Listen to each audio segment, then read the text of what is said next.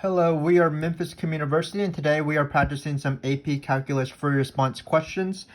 Today what we're doing is we're going to be talking about area and volume. So if you've never seen one of our videos, basically what I've done is I've made free response questions that are based off the AP exam original questions, but they do resemble old past AP exam questions. And for each topic, for example, area and volume, I have made 10 free response question practices where we basically go from difficulty 1 all the way up through difficulty 10 so that we slowly progress and get better as we get more accustomed to how to do each of these free response questions, for example, area and volume. And today we're in difficulty number 4, so we're sort of in the middle level of the difficulty. And why is this harder than difficulty 1 and 2 and 3? Well, it's these two dreaded words, no calculator. So we should be expected to probably take some sort of integral at some point, probably a U sub, and the rules will be the same, but just taking that integral, we won't be able to rely on a calculator. So here are the givens. I kind of drew the picture kind of small because I sort of forgot about it, but I will redraw this picture throughout the questions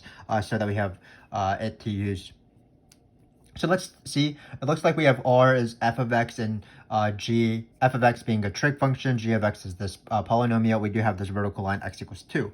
So the first off is they are sometimes nice and they do give you the picture, but they sort of leave something off of it, which is which one is f and which one is g, and you don't have a calculator to decide which one it is. So just keep in mind that you want to just correctly identify which one is f and which one is g. So we have this guy right here, we have g right here, because you don't want to miss the questions later on with the correct procedure, but you just switched around f and g and then you messed up the question. So we're going to try to avoid that. Keep in mind that f is a sine function, so it starts at the origin and then goes up like this. So this is probably f. And then g of x is a parabola, so it does make sense it's the other line. So let me label them real quick. And then it's also bordered by this line x equals 2. So our region right here is actually this part right here, where f is the top one and g is the bottom one. G is the parabola.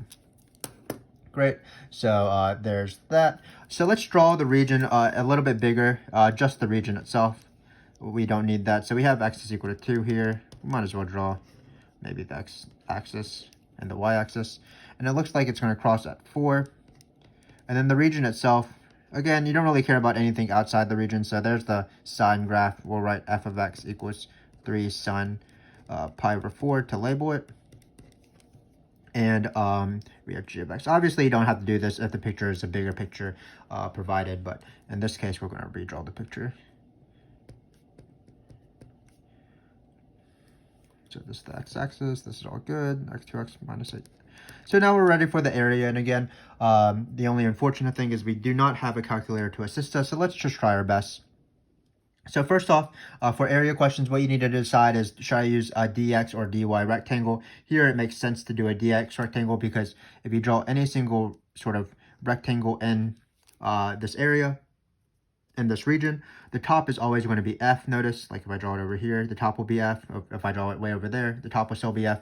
The bottom is always g. And that's what we like because we don't want top minus bottom to be changing because then we would have to do a separate integral. So you'll see that there are examples of when you have to change to y, and that's later on in this video series if you continue watching and following along. But for now, area is the integral of just top minus bottom. Top minus bottom represents the vertical distance between the two functions, and basically we have sort of thin lines, and once you have thin lines, you'll eventually form area if you add up these thin lines. So basically, top minus bottom is the difference of these lines, the length of these lines, and you're just sort of stacking them together. So that's why it's top minus bottom. So here, in this case, we do need to choose coordinates, but it looks like the x coordinates go from 2 to 4, so that's not too bad. So the hard part, again, is just going to replace this top minus bottom with the functions they are, and then integrating it by hand. So let's do that. We'll go slowly, of course, because this is the hardest part of the free response question, in my opinion. So top is this. So whenever you have bottoms, even if you have a calculator, you want to be careful with parentheses. So notice I'm going to put parentheses around each of these things. So bottom is in these parentheses. If you didn't have this, then you might not distribute the plus, which would be not the best thing. So it looks like we're going to get through it. So let's just take this antiderivative. So remember that there is an inside function here, which we have to deal with. You have the option of u subbing, but I'm going to skip the u sub because I feel like I can just take the antiderivative by looking at it. This is pi over 4, by the way, if you can't read my handwriting. So basically what I'm doing is instead of the chain rule, which would dictate me multiply by pi over 4, I'm just going to multiply by the reciprocal of the inside function as I take this antiderivative, which is 4 over pi, because u subs are inherently the opposite of the chain rule. Chain rule is for derivatives, u subs are for antiderivatives, but in each case, you're trying to deal with the inside function. So in this case, the integral, well, you can just write 3 down. Remember that the integral of sine is negative cosine because the derivative of cosine is negative sine, so you want that negative in there. Be careful about that. And then we're going to have pi over 4x, just like when you take derivatives and also u subs, the inside doesn't change. It's what we had to multiply something on the outside of it, which again is the reciprocal or the flipped version of this derivative. The derivative of pi over 4x is pi over 4, like the derivative of 5x is 5. So this is the antiderivative. Pretty complicated. But if you want to watch a video on skipping u subs, we do have one of those in our channel as well. So search that out if you need so.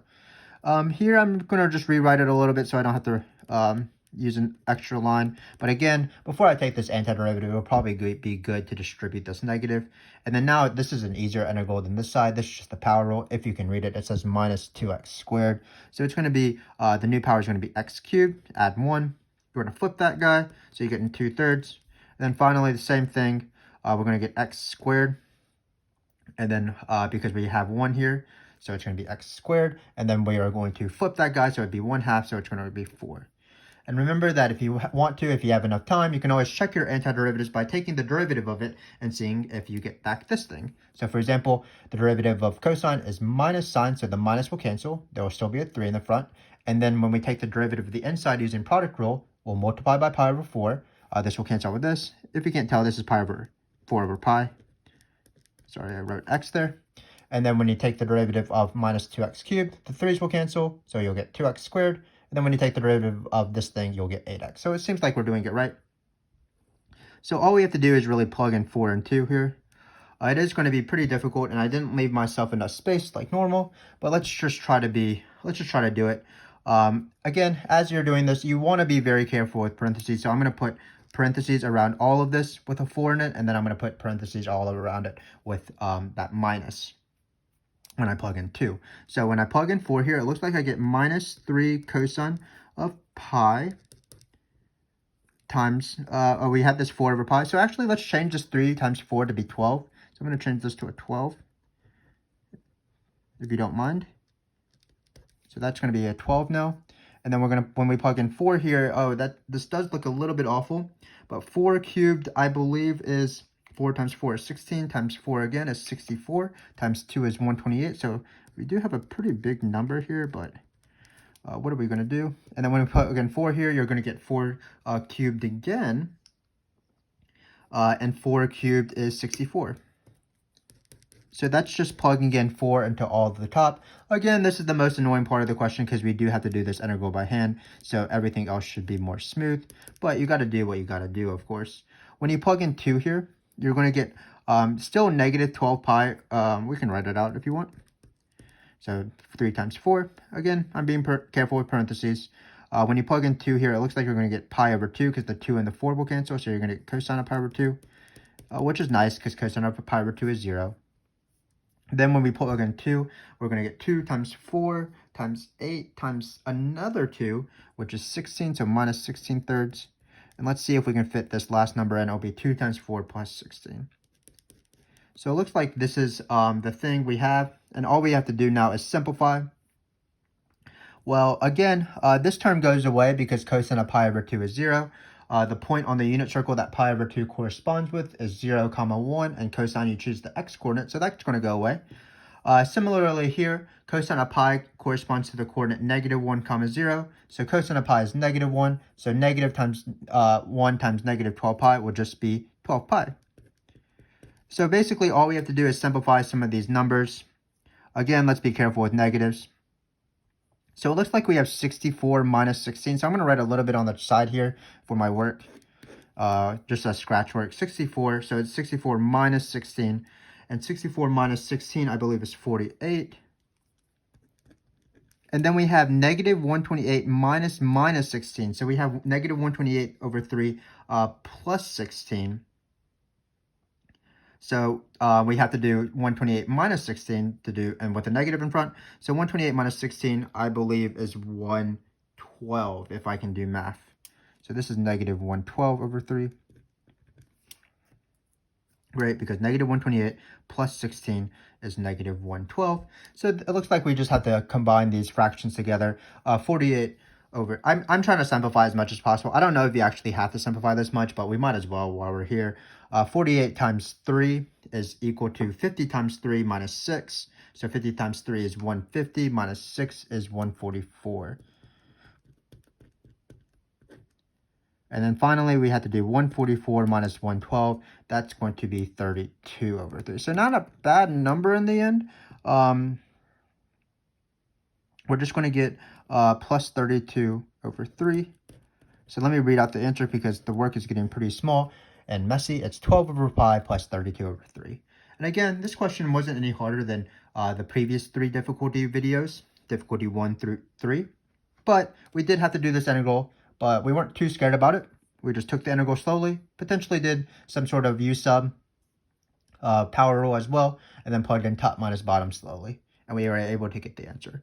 12 over pi plus 32 over 3. Hopefully I did that right. If I didn't, you can definitely comment and tell me where I messed up, and I will try to correct myself.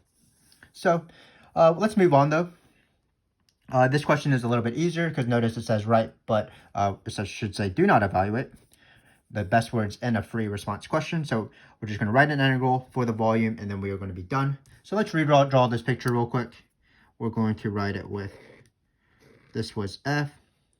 And here, because they give you the function, you don't have to call f this crazy thing or g this crazy thing. You can just label it f, actually. X is equal to 2.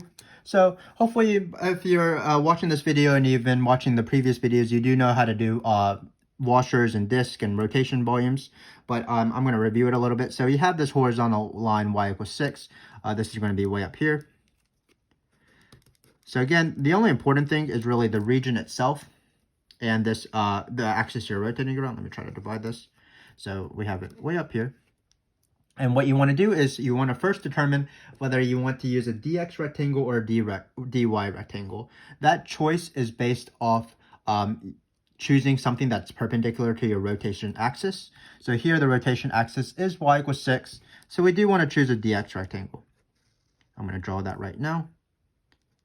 And then we're going to connect it. So this indicates that it will be a washer because there's going to be an inner radius because there's space in between the region and the rotation axis. Eventually, in this video, actually in the next video series, the next video, difficulty number 5, will be the first time that we're going to be rotating around a vertical line if you want to practice those. But for now, we're going to keep it with rotation around the a horizontal line like y equals 6. So again, we do have an inner radius because this rectangle is not touching, so there will be space as you spin this thing around. There will be space in between the rotation axis and the solid. So basically, there's like a hole in the middle going through the solid all the way down. So I like to draw a washer because that's the cross section in this case. And then I like to indicate that there's an inner and an outer. So let's go slowly.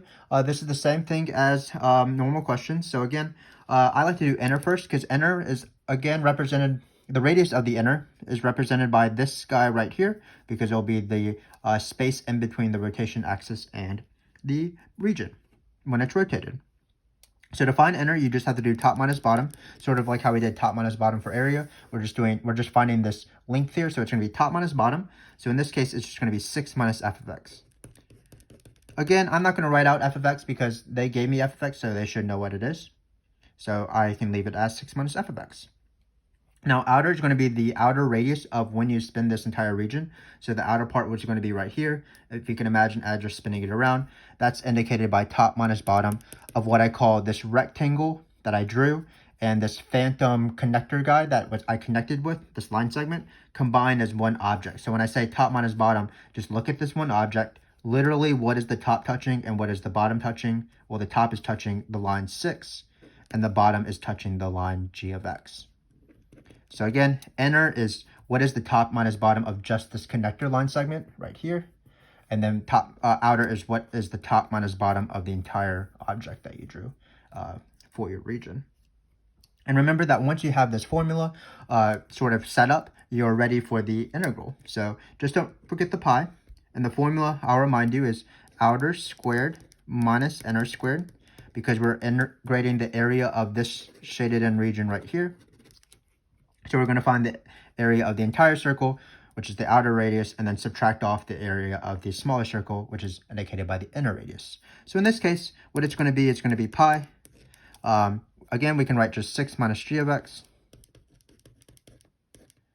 I'm running out of room, so hopefully you can tell that I'm going, this would be one continuous line, of course, and then 6 minus f of x dx. And then one last thing is we need to put points on there, so we're going to do 2 to 4. Because these are x-coordinates, and this x-coordinate is 4, 0. So 2 to 4. And we are done. This is the answer. Outer squared minus inner squared. Just be careful, it's not outer minus inner, or inner, all of that squared. And that's the formula. This is how washers always goes. You choose the right rectangle based off the rotation axis. It has to be perpendicular. You connect it if needed. Then the connector is the inner, which is top minus bottom of just the connector. And then the outer is top minus bottom of the entire object, the connector and the rectangle perceived as one combined object. And then finally, you form the integral pi times outer squared minus inner squared. And that's how you do that's how you do volumes by revolution or rotation using washers. So I'm going to move on because that question is sort of review. I have a different question here. It says the region R is the base of a solid. This is cross-section perpendiculars. So remember that in cross-sections, let's first actually draw the picture before we forget. We have this, actually this is not what it looks like. Yeah, we have f of x. So f of x, this is g of x. This was the parabola. This was the line x is equal to 2. This is the y-axis. This is the x-axis, of course. And this is our region. So and every time you have cross sections, what you want to identify immediately is what axis it's perpendicular to. So in this case, it's the x-axis. That allows us to keep everything with x's because, again, you want to be perpendicular to the x-axis. So again, I'm going to draw a dx rectangle. If you want to see an example of a dy rectangle, that's the next video in this series, difficulty number 5. You also want to locate the shape of the cross section. Because remember, the point of every single cross section is always to ultimately integrate the area of the shape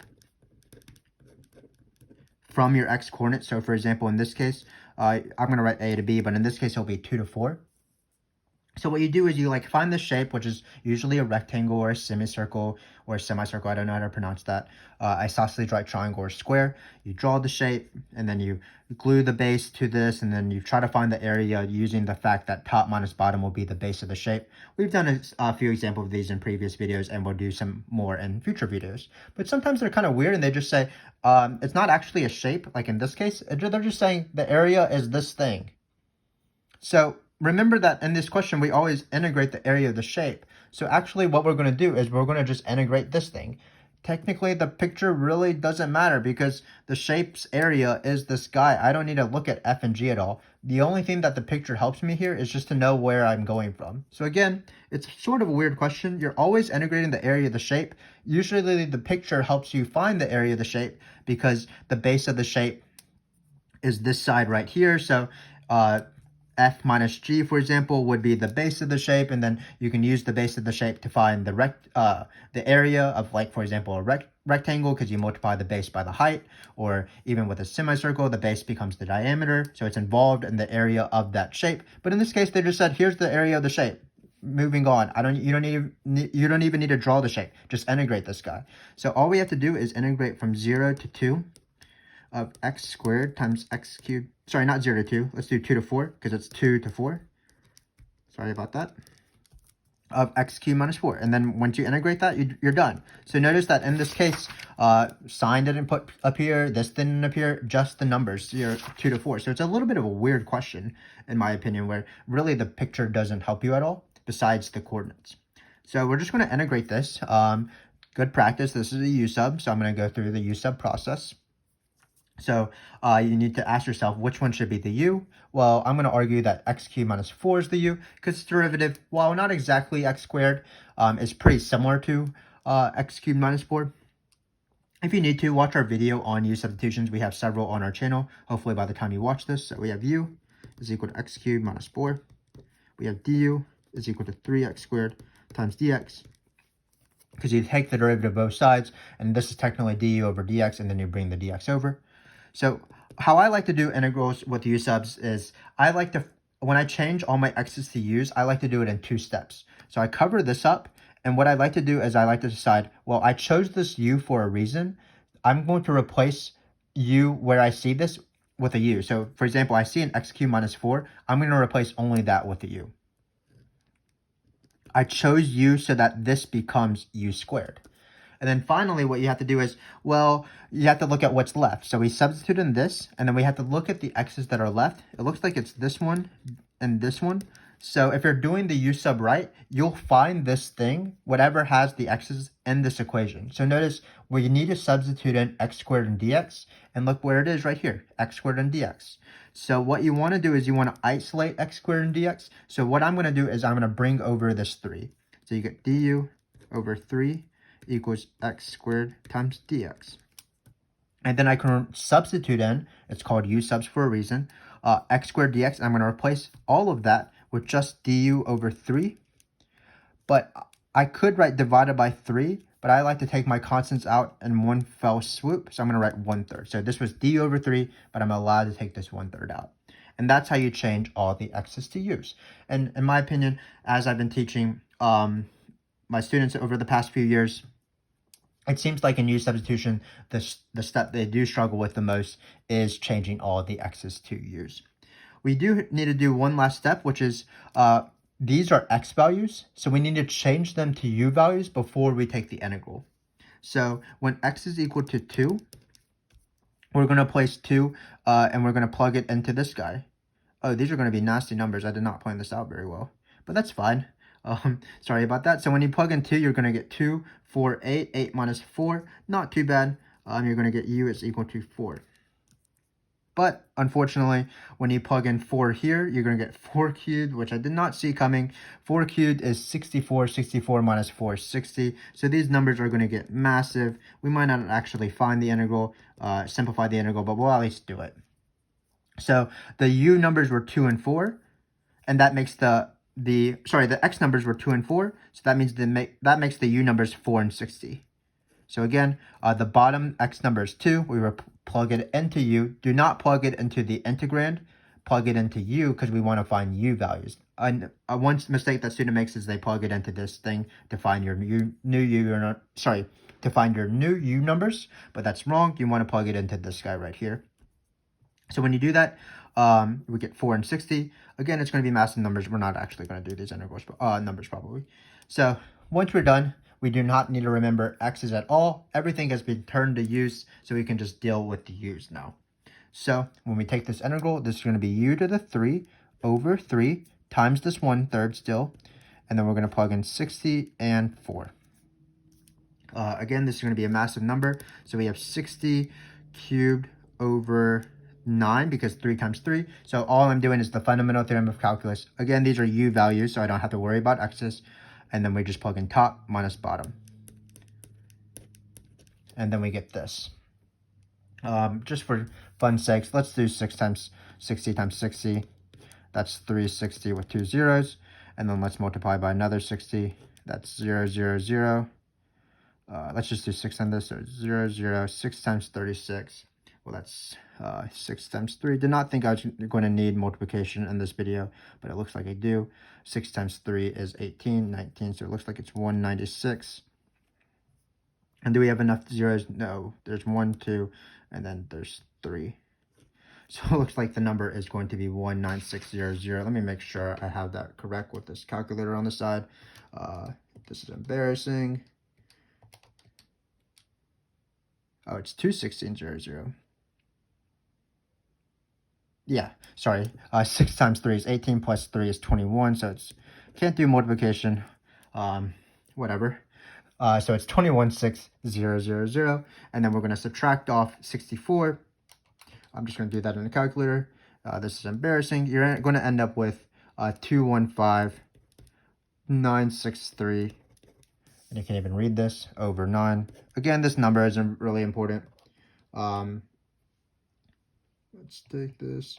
So this is just the answer. I did not write the best question in the world because we got 60 to the third, but hopefully you understand the process. Again, let me just stress what we did. We're doing cross-section, which means you have to do the area of the shape and integrate the area of the shape. The area of the shape happened to be given, so all we had to do is integrate this thing right here. Strangely enough, we didn't have to actually use the graph, other than the points that we had to go from 2 to 4.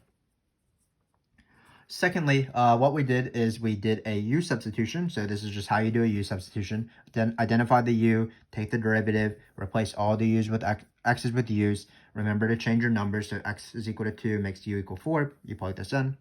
248 minus 4. 4 times 4 times 4, it's just 64 minus 4. That's why you get 60. And then you just take this integral. Now they're to use. Take the antiderivative using power rule, plug in top minus bottom, try to multiply correctly, unlike what I did, and then subtract if you need to. Again, this question was not incredibly written in terms of the arithmetic, but hopefully you get the idea. This strange question where they just tell you the area, so you don't need to come up with a shape or anything like that. You don't need to do base times height like a rectangle. You just have to integrate the area of the shape. So I have one final question for you, and in this question, it is a write but do not solve. So I hopefully will not make any mistakes in terms of multiplication. So hopefully won't make any more embarrassing things, but actually making mistakes is not too bad. It's part of math. It's just part of what we do. So you shouldn't feel bad about making mistakes. Mistakes are there in order to improve, of course. So I don't feel too bad. Let's just draw this region one last time. Looks like it's this. This is f of x, this is g of x, this is the line 2. Hopefully you can see this, and then this is the point 4. So what this is saying is that this question appears every once in a while, maybe like 1 in every 4 or 5 AB calculus exams with area and volume. So what it's saying is that there's this vertical line, K, which splits the region into 2 equal parts. So it's going to be going down the curve and through the region, and then it's going to split it into equal pieces. But hopefully you can tell that it's not going to be perfectly in the middle because, for example, x is equal to 3 because the region is not symmetrical. So basically it's going to be some line. I don't really know where it is, so it's going to be x is equal to k. But we don't actually have to solve for it because it says write but do not solve an equation. We just have to write an equation down. So this is still area, and remember that area is top minus bottom. So basically, we're just going to set this area to be equal to this area with the same formula as top minus bottom, because this region is still the same. The top of both of these regions is top. This is still f. The bottom of both of these regions is g. So we're still going to do top minus bottom, which is f of x minus g of x. So that's the area. So basically what I'm trying to do is I'm trying to write the formula for the area of A. So it's going to be f of x minus g of x, top minus bottom. And then let's be careful with the x-coordinates. Well, the x-coordinates are going to be, it starts off with x because that's the leftmost side, and then it goes all the way to k, that's the rightmost side. So this is the area of A, actually.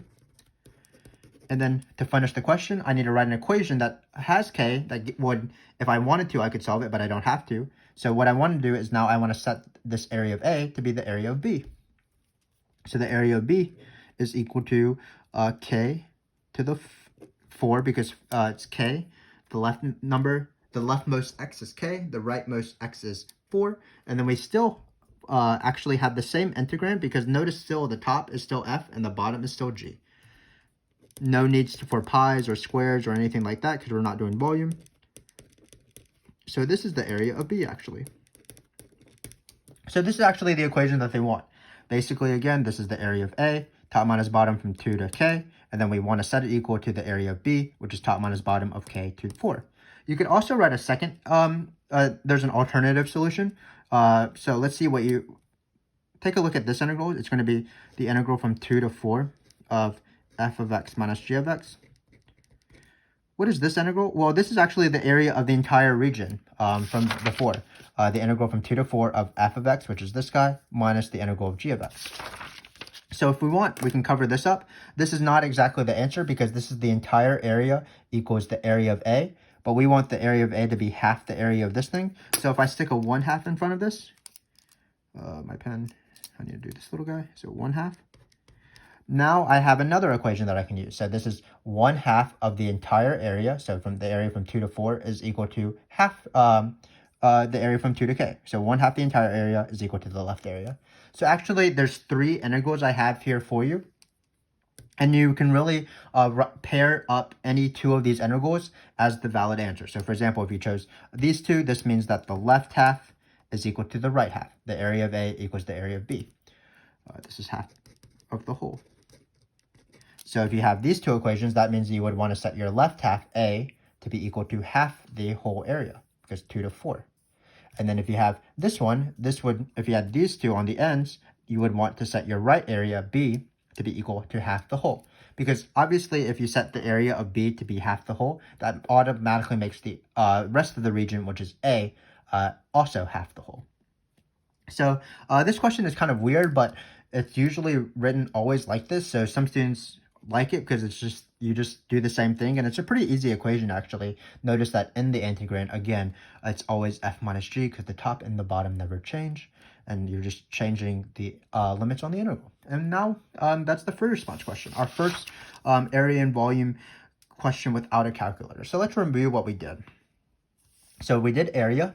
Area is just the integral of top minus bottom, choosing the coordinates. Unfortunately, we didn't have a calculator, so we had to take the integral by hand, but it wasn't too bad. We did use subs, we did power rule, we were careful with parentheses and things like that. For B, this is a standard washer question. So we recognized that it was perpendicular to the dx. It's perpendicular to a horizontal line, so we drew a dx rectangle, had this little connector guide because that indicated it was a washer. This is my washer. Inner is always top minus bottom of just the connector. Outer is top minus bottom of this entire object, the connector and the rectangle as one single object, so top minus bottom. And then the formula is pi outer squared minus inner squared. So pi outer squared minus inner squared. This one was kind of weird. This cross section, remember you're always integrating the area of the shape. This case, they just gave me the area of the shape, so I didn't even have to consider any sort of shape like a rectangle or a isosceles right triangle. I just was able to just take this integral. It was a U sub, got kind of nasty at some points, had a little bit of a multiplication error, but that happens. Multiplication is, in my opinion, harder than calculus probably. Doing sort of this basic elementary math. Elementary math is sometimes harder than like taking derivatives, for example. But we did the U sub, we chose the U, we plugged in the U, we changed all of our x's to u's, including the endpoints, then just took this antiderivative and was careful, or not very careful, but trying to find 60q, basically. Finally, we have this weird equal area question, which is usually presented in this way, when the easiest answer to come up with is just setting the area of the left half equal to the area of the right half, to the dividing number, the dividing line, and then the dividing line to the rightmost point. So hopefully you got something out of this. This was difficulty number 4, no calculator. So moving forward, how the difficulties will probably increase will be that we're going to be rotating around vertical lines. So instead of a horizontal line, a vertical line. And we're also going to have cross sections that are perpendicular to the y-axis as opposed to the x-axis from now on, which involves a little bit more work when you have to isolate things in terms of y. But if you want to see that, I encourage you to keep watching this video series. I do enjoy hanging out with you guys. I do want to help you guys as much as possible. If you're going to take an area and volume test, I wish you well. And if not, I still wish you well. Thanks for joining me. Good night.